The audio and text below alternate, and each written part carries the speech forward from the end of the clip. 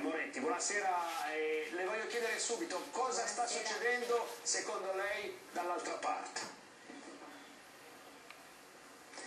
Lei sa che io sono molto concentrata sulla grande campagna di ascolto che abbiamo avviato il 16 gennaio in vista appunto delle regionali.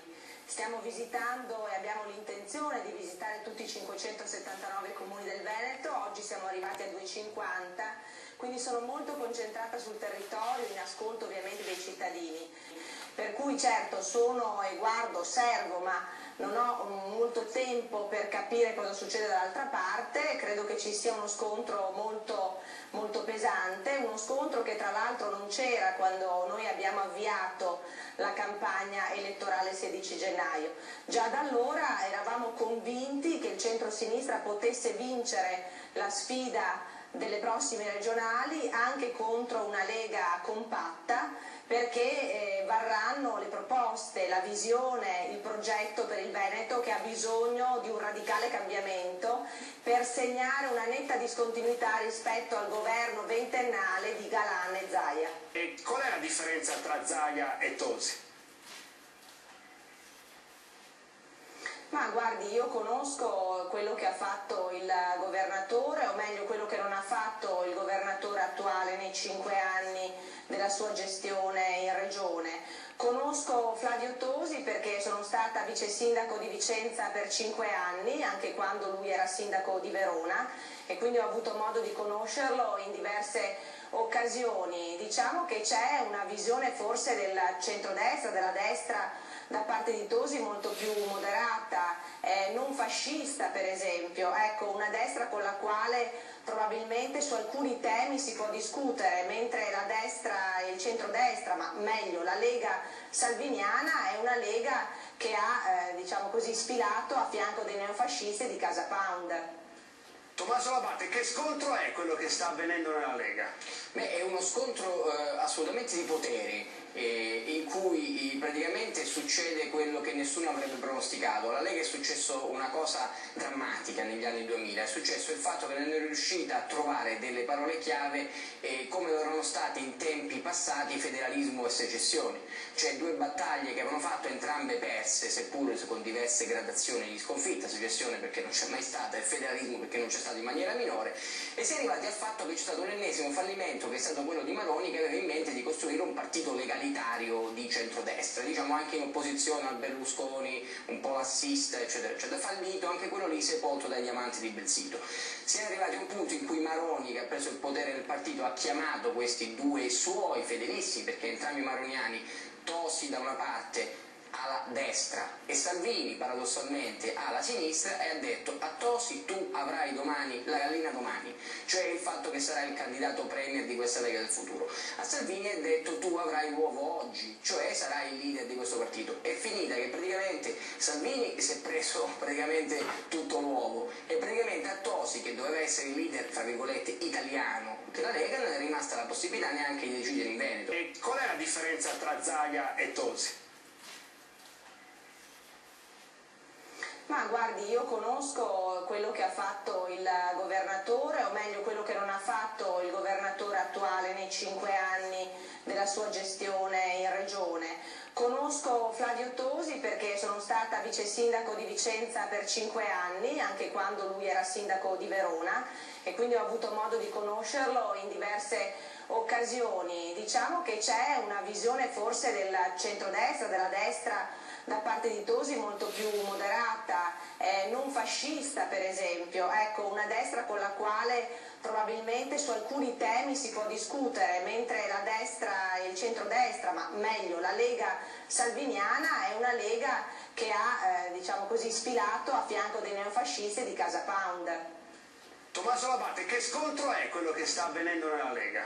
È uno scontro assolutamente di poteri, in cui praticamente succede quello che nessuno avrebbe pronosticato. Alla Lega è successo una cosa drammatica negli anni 2000, è successo il fatto che non è riuscita a trovare delle parole chiave come lo erano state in tempi passati federalismo e secessione, cioè due battaglie che avevano fatto entrambe perse, seppur con diverse gradazioni di sconfitta, secessione perché non c'è mai stata e federalismo perché non c'è stato in maniera minore, e si è arrivati al fatto che c'è stato l'ennesimo fallimento, che è stato quello di Maroni, che aveva in mente di costruire un partito legalitario di centrodestra, diciamo anche in opposizione al Berlusconi, un po' lassista, eccetera, eccetera. Fallito anche quello lì, sepolto dagli amanti di Belsito. Si è arrivati a un punto in cui Maroni, che ha preso il potere del partito, ha chiamato questi due suoi fedelissimi, perché entrambi maroniani, Tosi da una parte alla destra e Salvini paradossalmente alla sinistra, e ha detto: a Tosi tu avrai domani la gallina domani, cioè il fatto che sarà il candidato premier di questa Lega del futuro.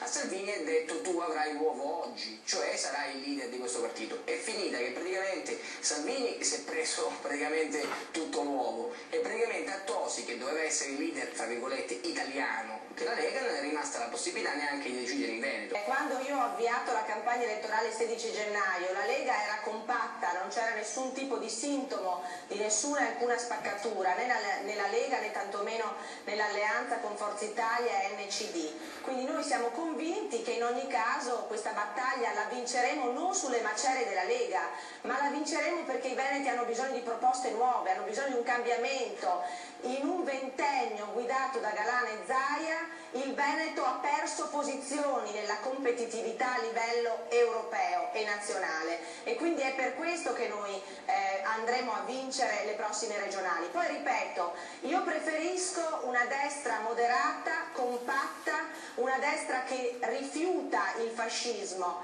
e quindi tra Salvini e Tosi mi sembra che Tosi sia una persona più appunto moderata, e con la quale su alcune tematiche si può anche discutere, mentre Salvini è solo propaganda e non ha nessun tipo di atteggiamento che sia politico, cioè individuare un problema e trovare poi anche la soluzione. Sentiamo anche Franco Becchis, perché voglio lasciare proprio l'interessato Tosi a sentire tutte le varie considerazioni e poi a dirci la sua. Tosi, per la verità, ci dirà tra pochi minuti cosa vuol fare, se tenere la fondazione e sfidare il diktat di Salvini e della Lega Lombarda ufficiale, o entrare nel mainstream, appoggiare Zaia e aspettare tempi migliori. Ma perché è successo questo e cosa? Il dualismo tra due figure simili, tra due comunque galli nello stesso pollaio veneto, o che cosa? Onestamente è difficile capire perché sia successo questo, cioè se c'è una cosa che si può dire guardando quel che sta facendo adesso Tosi, Salvini, è che è assolutamente incomprensibile. La Lega, che era sostanzialmente sparita un anno e mezzo fa, stava su percentuali che non erano intorno al 3%, improvvisamente ha popolarità, riesce a convincere, approfitta anche di un vuoto evidente che c'è nel centrodestra, corre per l'unica elezione che potrebbe vincere, che è quella del Veneto, che è anche forse l'unica che potrebbe vincere il centrodestra, e che cosa fa? Si spacca sulle cose su cui si sta spaccando il centrodestra adesso, ma del tutto incomprensibili, perché gli equilibrismi, le vicende della Liga Veneta sono cose che non interessano niente alla gente. Si spaccassero su un programma politico, su no, io voglio gli immigrati, no, io non li voglio, allora c'è qualcosa su cui ci si spacca. Ma qui si spaccano tutti, sulle elezioni di un capogruppo, sugli equilibri interni a un partito, sugli equilibri federali, cioè di roba che la gente non capisce per niente. Allora sinceramente mi è talmente incomprensibile che ho bisogno di avere dei lumi, perché lo vuoi chiedere la domanda è quella, cioè oltretutto in un momento del genere, allora,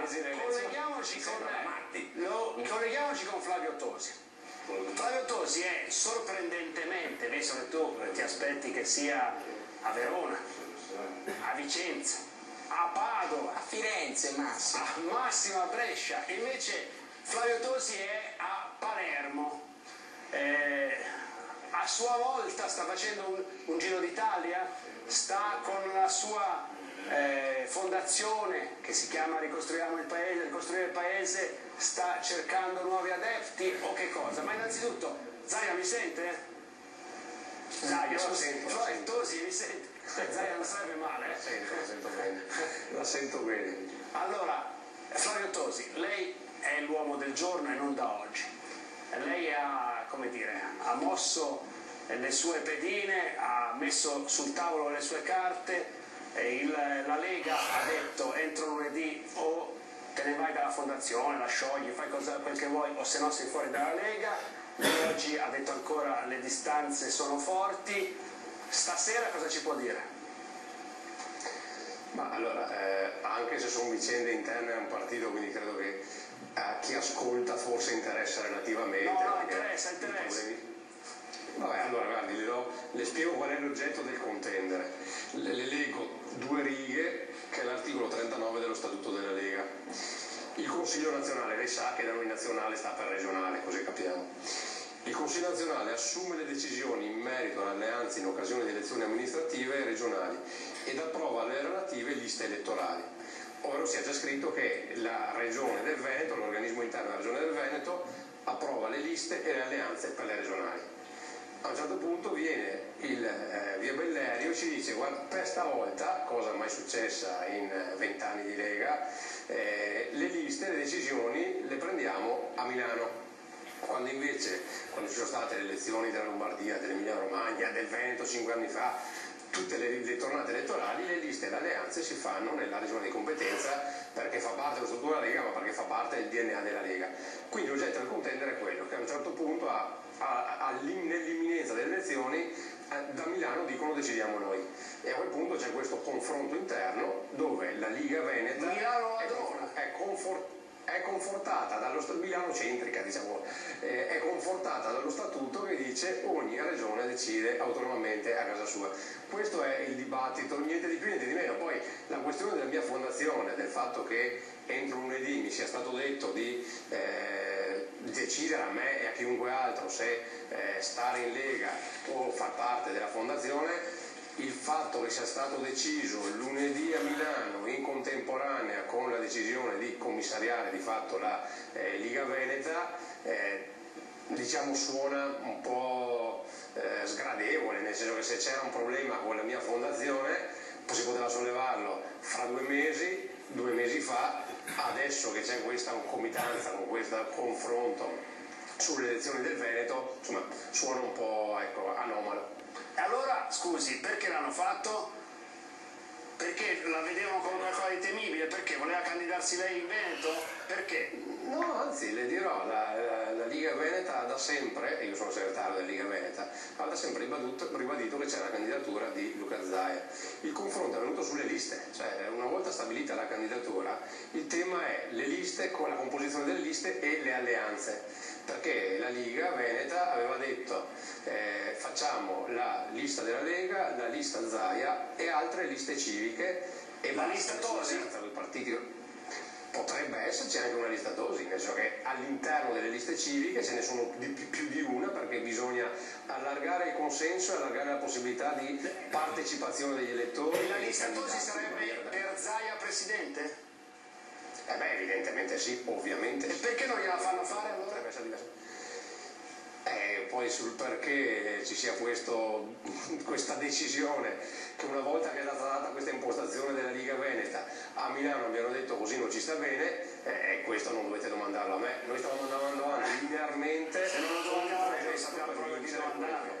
Cioè lei lo sa benissimo perché la vogliono ridimensionare, far fuori, scelga lei la locuzione adatta, però lei ci deve spiegare se il percorso la porta fuori dalla Lega oppure no, perché poi sarà lei lunedì a dire me ne vado dalla fondazione oppure non me ne vado dalla fondazione, perché fai mi cacci, insomma, che si è già visto in politica ovviamente.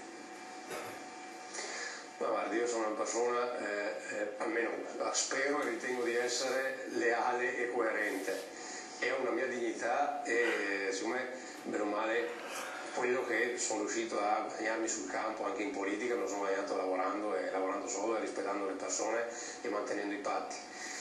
E quindi io spero che prevalga il buon senso, perché fra persone ragionevoli e corrette... Ma lei che fa? Il buon senso prevale da tutte e due le parti. Lei rinuncia alla fondazione o no? Allora, io dovrei, in questa fase dove c'è un percorso politico avviato a livello nazionale, ancora nell'ottobre del 2013, e quando ci si trovò, l'avete ricordato voi prima, nel dicembre del 2013 in ufficio da Maroni a Milano con Matteo Salvini per decidere chi avrebbe fatto il candidato segretario, fra me e lui sostanzialmente, si prese una decisione che ovviamente contemplava anche il mio percorso con la fondazione, perché quello era un percorso nazionale. Che adesso mi si dica che non va più bene, insomma, è chiaro che la cosa ripete. È possibile che lei lasci la Lega lunedì? Ma ripeto, io... o sì o no, guarda, o è possibile o no è possibile? Sì o no, da qua lunedì potrei fare un incidente in macchina, cadere dal balcone. In quel caso chi l'ha visto, tutti quelli si scatenano, no? Purtroppo per quella parte di telespettatori che non vorrebbe non facciamo una trasmissione di cronaca nera, quindi ci limitiamo alla politica. Siamo sicuri che guiderà con prudenza, o chi per lei guiderà con prudenza, e lunedì che fa? E lunedì io spero, per quello che dicevo, siccome lunedì è fra 3 giorni e in politica 3 giorni sono un'eternità o niente, io spero che da qua ad allora venga riconsiderata una decisione che trovo profondamente ingiusta. Chiarissimo. Allora, secondo lei, Moretti, poi andiamo in pubblicità e poi ne parliamo più distesamente tutti. Per quello che hai capito cosa succede? Si compone o no? O non gliene importa niente? Ma guardi, ripeto, io rispetto molto i miei avversari politici, rispetto anche il travaglio che stanno vivendo in queste ore, per cui francamente io non voglio esprimere nessun giudizio né tantomeno fare, diciamo, previsioni che francamente non mi competono. Siccome so che all'interno di un partito le spaccature si possono anche verificare, noi recentemente un anno fa abbiamo visto cosa è successo anche a livello nazionale nel PDL, no? Il PDL si è spaccato, Alfano ha avuto il coraggio di segnare una netta discontinuità rispetto a Berlusconi ed è entrato al governo, quindi voglio dire non considero in maniera così negativa. Devo dire la verità, al governo ci ha messo Berlusconi, poi quando si sono spaccati lui è restato al governo, Alfano, ha ragione lei, se n'è andato dal partito. Alessandra Moretti come aggredisce, come tenta di scalare il 51% o comunque la posizione di primato che la farebbe vincere di fronte a questa nuova DC, come in qualche modo l'ha definita, comunque nuovo partito piglia tutto, forse sarebbe più corretto dire come l'ha definito Tosi che ha vinto l'altra volta in Veneto? Ma intanto l'altra volta era il 2010, oggi siamo nel 2015, sono passati 5 anni e tantissime cose in Veneto purtroppo non si sono avverate, o meglio con lo slogan Paroni a casa nostra, di cui appunto la Lega si è fatta forte, noi siamo più poveri e siamo anche più insicuri rispetto a 5 anni fa. Abbiamo un Veneto che si è isolato rispetto al governo, rispetto all'Europa, un Veneto che ha vissuto da 5 anni un ruolo di comparsa. Io invece ritengo che la mia terra debba tornare ad essere protagonista della politica nazionale, protagonista della politica e della rinascita economica. E quindi credo che, insomma, che noi vinceremo per i contenuti e gli argomenti, non credo che vinceremo per gli schematismi, perché agli italiani, ma ai veneti in particolare, che sono delle persone molto concrete e pragmatiche, non interessano proprio le beghe di partito per le poltrone, interessa una politica che torni tra la gente, ad ascoltare la gente con umiltà, perché la classe dirigente che ha governato il Veneto purtroppo è molto arrogante, è talmente arrogante, convinta di vincere a prescindere, che non ascolta più i problemi delle persone, che cala dall'alto tutte le decisioni. Ma purtroppo anche in un settore dove il Veneto brillava, vedi la sanità, eravamo secondi nella classifica nazionale, in un solo anno siamo declassate al 5° posto. Quindi vede, ci sono tante cose che non vanno e quindi io credo che il centro-sinistra e il Partito Democratico, che alle ultime europee proprio in Veneto ha raggiunto il 40% delle preferenze, credo che possa davvero svoltare anche a maggio. Ma perché in 20 anni voi avete sempre perso? Con Cacciari, che è stato un grande candidato, con candidati di ogni tipo, avete candidato il capo l'uomo delle grandissime statistiche della CGIA di Mestre, Bortolussi, avete candidato ogni tipo di Carraro, avete candidato ogni tipo di candidato possibile, alternativo, prima a Galan e poi a Zaia. Perché in questi 20 anni secondo lei il centro-sinistra è rimasto indietro in Veneto? Siamo rimasti indietro in Veneto perché innanzitutto probabilmente abbiamo candidato persone che erano poco collegate con la realtà, i cittadini si sentivano poco identificati, no? E quindi un centrosinistra che invece oggi sa parlare anche a determinate categorie economiche come gli artigiani, gli industriali, i lavoratori autonomi. Le ricordo che appunto noi soffrivamo, no, di una mancanza di attrazione verso determinate categorie che invece proprio alle ultime europee si sono avvicinate al Partito Democratico e si sono avvicinate al Partito Democratico di Renzi. Questo è innegabile, insomma, per cui è la proposta che noi faremo ai Veneti, che stiamo facendo i Veneti, che è una proposta di discontinuità. Le ricordo solo che negli ultimi 5 anni il Veneto ha visto episodi di corruzione, di tangenti, di malaffare pesantissimi, e quella era la giunta Galan-Zaia, non era la giunta di un centro-sinistra. Certo, il centro-sinistra può essere stato anche coinvolto, ma gli episodi che hanno visto Galan, Chisso e altri componenti della giunta Zaia e moltissimi dirigenti di questa amministrazione regionale sono tali per cui alla gente oggi interessa una parola: onestà e trasparenza. Tutto questo turbine è questa che per forza contribuisce a dare importanza al voto veneto, che sarà cruciale per capire verso dove andiamo, non solo in Veneto, non solo nel nord, non solo nel centrodestra o nel centrosinistra, ma in Italia sulla scena politica. C'è un fatto importante: l'attivismo di Salvini. Guardi, le faccio 2 considerazioni. La prima: Salvini dovrebbe stare forse più in Europa e meno in televisione, visto che è pagato con uno stipendio molto buono dal Parlamento europeo. Io, come lei sa, mi sono dimessa dal Parlamento europeo per dedicarmi interamente alla campagna in Veneto. Sono infatti una delle poche, la prima dopo 23 anni, che si dimette. Per 4 mesi corro da libera cittadina. Ma quando io feci la campagna per le primarie di Pierluigi Bersani, le ricordo che ero la vice sindaco del comune di Vicenza. Ricordo bene. Anche in quell'occasione io ho deciso di rinunciare al mio stipendio da vice sindaco, proprio perché, non potendo essere sempre a Vicenza e in giro appunto per l'Italia e anche in televisione, ho ritenuto che per onestà e per coerenza io non potessi percepire uno stipendio per il quale non lavoravo, e quindi anche in quel caso io appunto ho fatto una scelta come questa, quella di dimettermi. Allora, quando uno viene pagato e anche molto bene dal Parlamento, ecco, forse dovrebbe starci un po' di più, no? Perché sappiamo, sì, certo, la televisione aiuta. Io per esempio adesso ho scelto, e voi l'avete visto bene, ho scelto per esempio di non venire troppo spesso in televisione, ma non vengo in televisione perché sono impegnata sul territorio, perché faccio circa 8 comuni al giorno, sono 579 i comuni del Veneto che ho detto che visiterò, sono arrivata a 250 e quindi per farli tutti devo appunto tenere dei ritmi molto alti. Ecco, se Salvini andasse molto di più, diciamo, rispetto a quello che fa in Europa, magari tutelerebbe anche meglio i diritti dei veneti, no? Quei diritti che lui intende, ecco, garantire. Quindi penso che meno propaganda, un pochino più di politica avrebbe dovuto farla. Vede Beckis, c'è una bella differenza tra me e Salvini. Io faccio politica per servizio.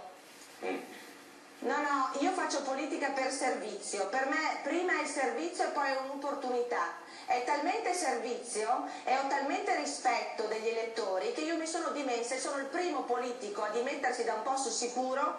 Dopo 23 anni nessuno l'ha mai fatto, e quando sono stata portavoce per 3 mesi di Pierluigi Bersani, facevo la vice sindaco a Vicenza, non ho percepito lo stipendio per 3 mesi perché ho scelto di rispettare i miei elettori. Questa è la differenza. C'è chi dovrebbe essere in Europa e non ci sta e guadagna 10.000 euro al mese per andare in televisione, e chi invece è sul territorio e si dimette da un posto sicuro. Questo voi dovete considerare, questo per fortuna lo considerano i veneti e lo valutano molto positivamente. Risposta chiara, Moretti, una risposta chiara anche da Tosi. Poi non condivisibile o no, perché non mi ha detto che l'anno prossimo. L'anno prossimo vorrebbe fare 5 anni il governatore del Veneto, quindi si sa cosa vorrebbe fare Poi il servizio Io farò la presidente della Regione Veneto, Vecchis. Una cosa va detta a onor del vero, che Moretti ha comunque fa tutto questo alla luce del sole, quindi i cittadini, se la votano come l'hanno votata con le preferenze al Parlamento europeo, moltissime preferenze, vuol dire che hanno messo in conto questa scelta che era stata fatta da abbandonare, e tu si dici se i misurerà. veneti non fossero d'accordo Perché deve essere in questo le va dato atto che comunque si misura in competizioni sempre più difficili, dal Porcellum all'elezione del governatore passando alle preferenze, quindi onore al merito. Siamo nella sera, siamo ormai alle 11:27 di sera del 6 di marzo.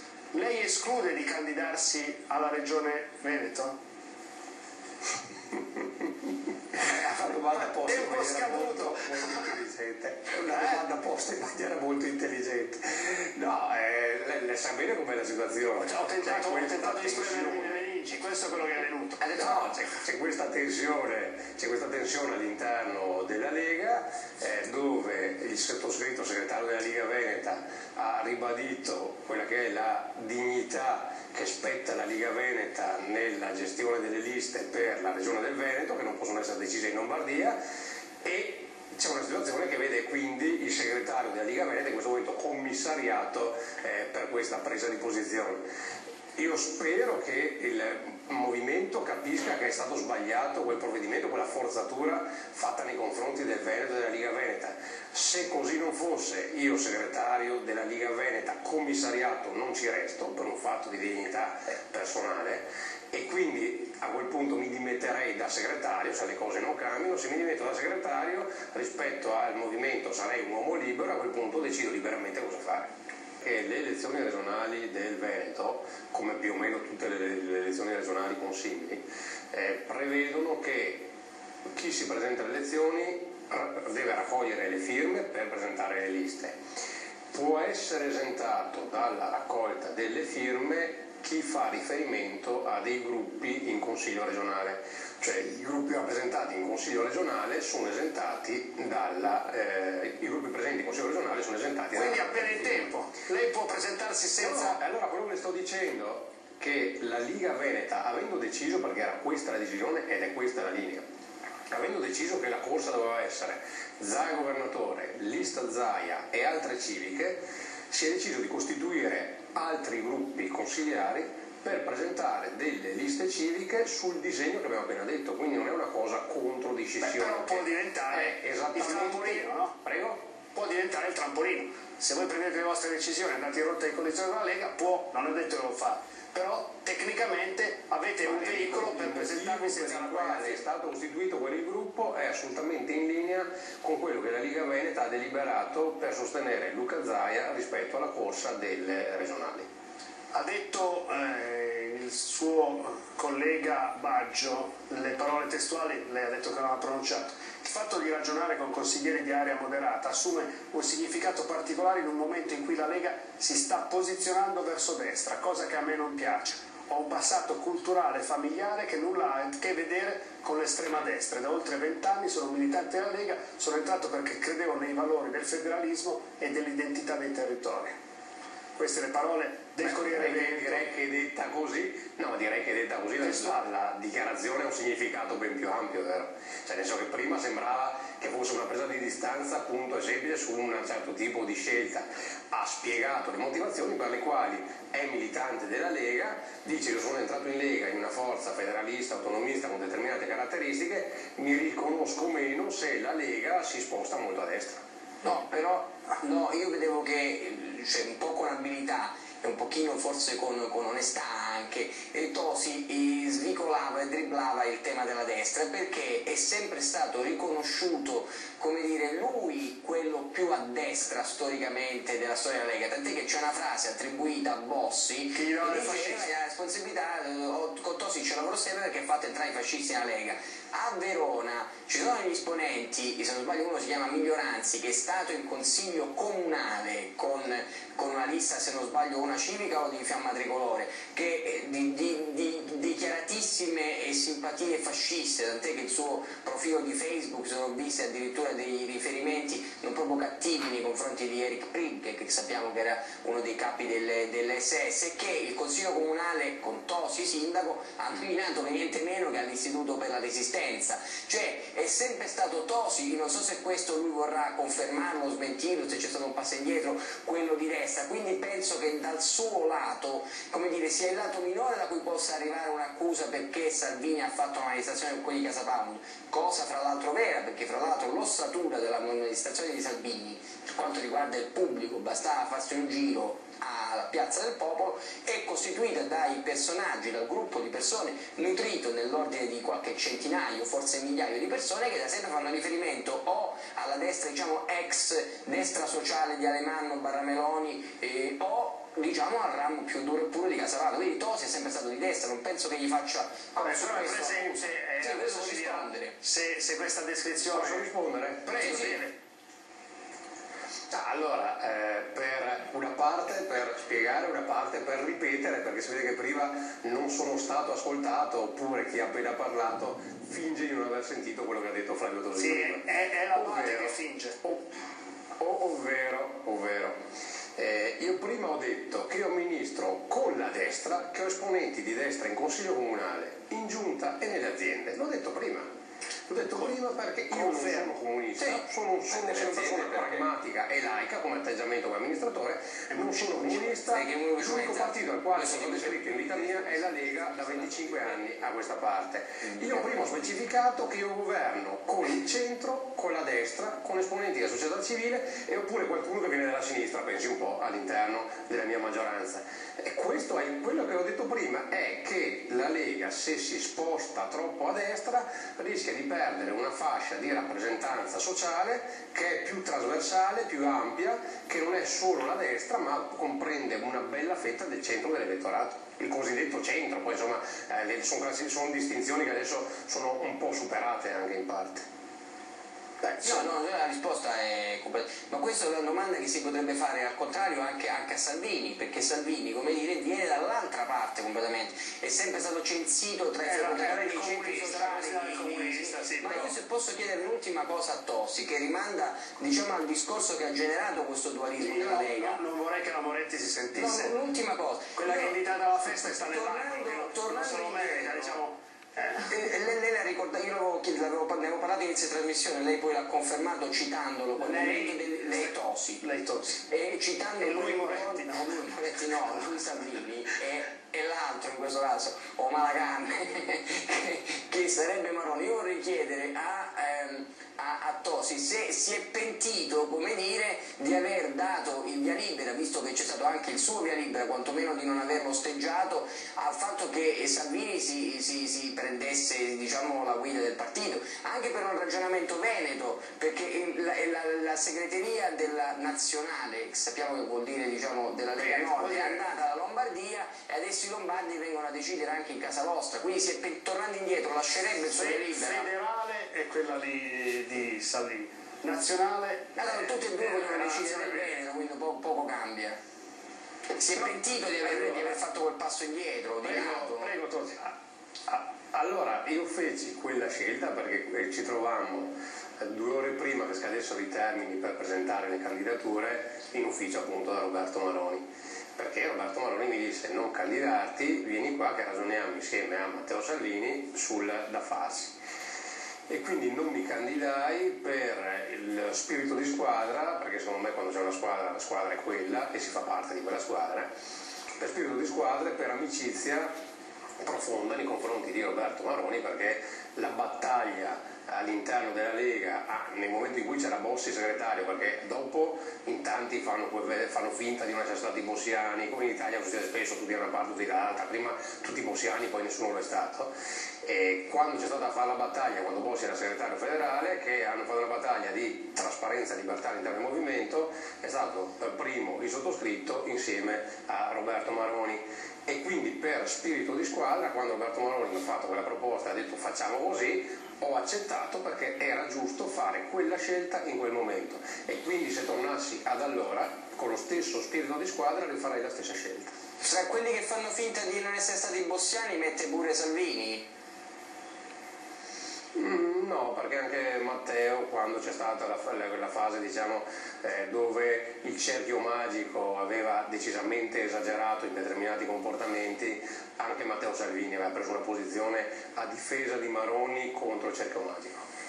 Allora, Parlo di altri, ce ne sono altri, hai voglia. La curiosità detterebbe di chiedere nomi, e soprattutto se c'è il governatore attuale tra questi.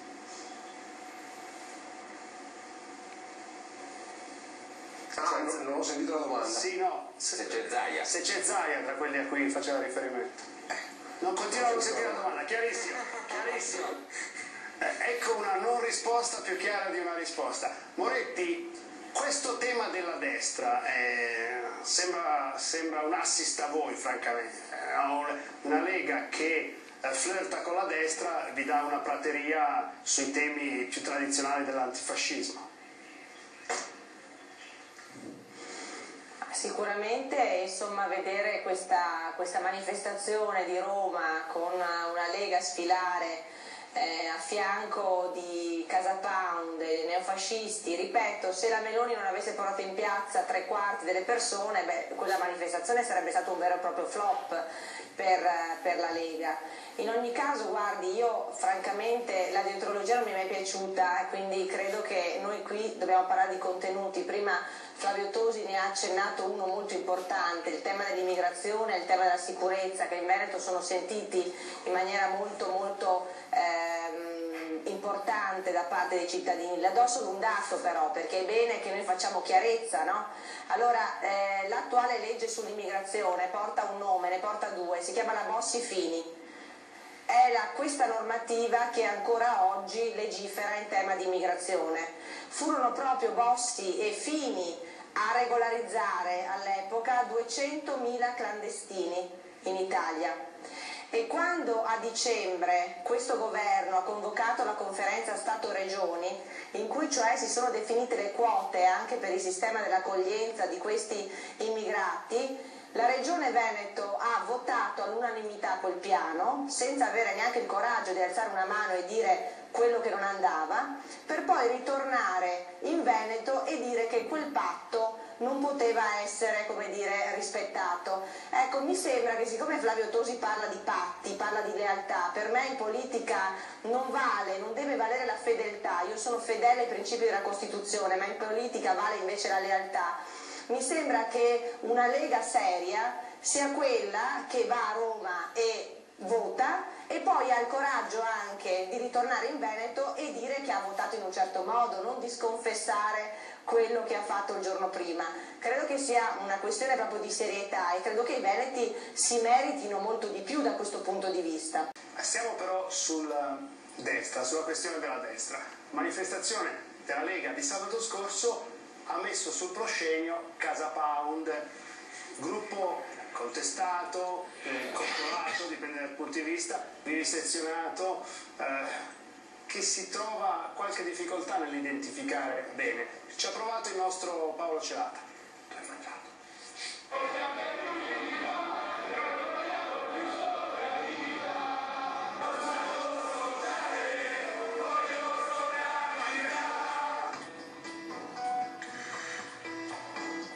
A Roma con Matteo Salvini c'è anche la destra dura e pura post-fascista di Casa Pound, quella degli slogan nostalgici che si spezza ma non si piega, che nel dubbio mena. Slogan tutti rimessi nel cassetto per l'occasione. Nel salotto buono di Piazza del Popolo arrivano in corteo compatto, scendono dal Pincio, cantano il nome del nuovo movimento che vuole mettere insieme tutte le anime vaganti della destra nazionalista. Sul palco interdetto a Flavio Tosi viene accolto con tutti gli onori Simone Di Stefano, uno dei leader di Casa Pound. Rivendica l'orgoglio italiano di chi si è sacrificato per la patria nell'applausometro, il passaggio, fa concorrenza anche ai discorsi di Salvini e della Meloni.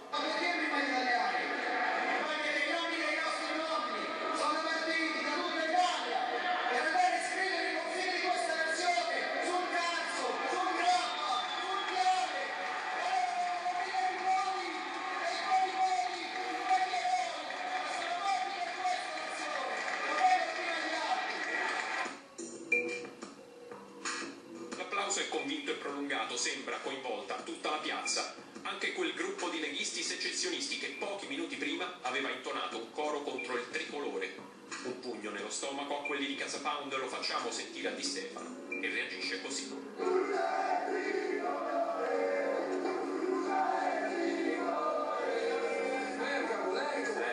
Bruciare il tricolore, come fate a stare insieme in piazza? Lo so che è uno standard mettervi contro quelli di Casa Pound, contro i leghisti, come fate a stare in piazza con chi grida a bruciare il tricolore? Ma quella penso che sia una minoranza di anche lì ragazzi un po' più estremi, però nei fatti noi di tricolori in piazza ne abbiamo portati quasi 1 migliaio, nessuno ha detto niente. Nei fatti io dal mio discorso sotto c'erano quei secessionisti veneti, ho parlato degli italiani che sono andati sul Carso a morire per disegnare i confini della nazione, ho strappato un voto di applauso su questi temi, per cui e nessuno va detto niente perché si vede in un altro video che insomma quando voi arrivate siete molto composti, però venite salutati dal saluto romano, ci sono braccia tese e nessuno... diciamo che venivano da qualche leghista quei saluti romani, noi non lo facciamo in piazza, non è... erano leghisti, non erano opposte. Stiamo insieme alla Lega perché condividiamo i 3 punti principali del programma no all'euro, stop all'immigrazione, prima gli italiani, spiega Di Stefano. Un rapporto tra Casa Pound e la Lega di Salvini che nasce l'anno scorso in vista del voto europeo. Riuscendo a presentare la lista in tutta Italia, visto che c'è una legge liberticida che ci impone di raccogliere 180.000 firme, abbiamo chiesto una candidatura da indipendenti all'interno delle liste della Lega nel Collegio Italia Centrale. Non ci siamo arrivati per i tempi, le liste erano già state presentate, quindi abbiamo scelto di sostenere Mario Borghezio e sostanzialmente lo abbiamo fatto leggere nel Collegio Italia Centrale, quindi lì inizia il rapporto e poi il corteo di Milano e fino ad oggi insomma quello che avete visto tutti quanti. Borghezio e Salvini a fine novembre sbarcano a Roma ospitati da Casa Pound. Sono i giorni caldi degli scontri a Tor Sapienza contro i centri di accoglienza per immigrati. Al fianco dei cittadini che protestano, in prima linea con i militanti di Casa Pound, c'è l'europarlamentare leghista Borghezio. L'intesa con la Lega insomma diventa sempre più stretta, una sintonia che non viene scalfita nemmeno dalle parole di Salvini che, alla vigilia della manifestazione di Piazza del Popolo, a chi gli chiede della presenza di Casa Pound, soggetto che si richiama esplicitamente al ventennio fascista, risponde così. Il fascismo è vecchio quanto il comunismo. Sì. Per me sono residui storici da studiare sui libri di storia, il futuro non è né il fascismo né il comunismo. Quelli di Casa Pound non si sentono affatto un residuo del Novecento, anzi ci tengono a sottolineare che è Salvini che ora condivide con loro la lotta al capitalismo arrembante, alla moneta imposta, alla difesa del popolo italiano. Salvini che non è Bossi. Il senatur ai fascisti non gliele mandava a dire. A Roma era sul palco, sì, ma come vecchia icona lui di un passato ormai bello e superato. Quindi nessun imbarazzo, nemmeno quando il discorso cade sullo scontro interno alla Lega per il candidato alla guida del Veneto.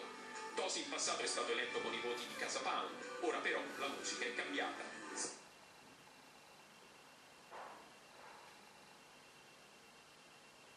Cosa non lo sappiamo. E Alessandra Moretti, capisco da alcuni segnali che mi arrivano che forse è giunto il momento di andare a nanna per lei a mezzanotte come Cenerentola? No, perché domani mattina mi aspettano altri 9 comuni. In ogni caso mi faccia fare l'ultima battuta, Giana. Mi chiedo davvero come si possa concepire di governare il Veneto magari uscendo dall'euro in un'Italia che è sempre invece più connessa alla dimensione europea, quando il Veneto appunto è una regione che vuole diventare leader dell'Europa, no? Della ripresa economica anche europea.